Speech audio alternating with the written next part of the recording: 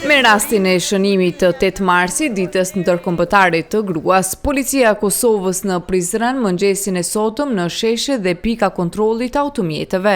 Grave u ka dhuruar lule për nder të kësaj dite kushtuar gjinisë së bukur. Komandanti i stacionit policor Prizren Necdet Mrasori u shpreh se policia e Kosovës si çdo vit edhe këtë 8 mars ka organizuar këtë aktivitet simbolik për shënimin e ditës së gruas, të cilat janë zëri i frymëzimit dhe sakrificës.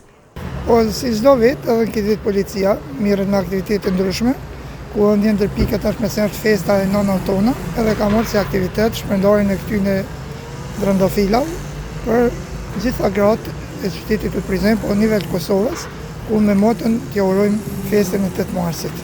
Policia nuk është gjithmonë se duhet të gjobis, por nganjëherë duhet edhe t'i gëzojë gjithë qytetarët, e sidomos nënat tona që na kanë rritë edhe me gjithë këto lule që po i shpërndajmë për këtë festë të bukur. Ndërkaq, disa nga gratë u shprehen të lumtura dhe të vlerësuara nga ky institucion i rëndësishëm. Hera e parë po që vëmë, jam shumë e gëzuar. Si e vlerësoni? Shumë. Jam shumë e gëzuar. Si mendoni, në këtë ditë a duhet protestuar apo festuar gratë?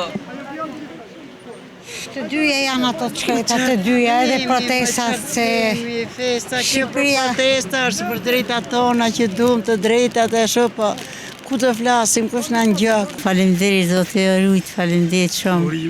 Urime dhe juve, zoti ju shëndet. Kalushi mirë. Në fakt u befasova, mendova do merrja një job se po kaloja vizat. Ndërkohë që po kalonte makina, po moraj trëndafil. Ju falenderoj shumë. Shumë e lumtur, shumë e gëzuar, faleminderit shumë. Uroj gjithë grave gëzuar 8 marsin, qofshin nëna të lumtura, gra të plotësuara në jetën e tyre, edhe të luftojnë gjithmonë për drejtat e tyre. A mendon që pikërisht në këtë ditë duhet festuar apo protestuar? Të dyja bashkë do ishte mirë. Ndryshe, ky institucion edhe në ditën ndërkombëtare të gruas bën apel për respektim të drejtave të grave dhe vajzave.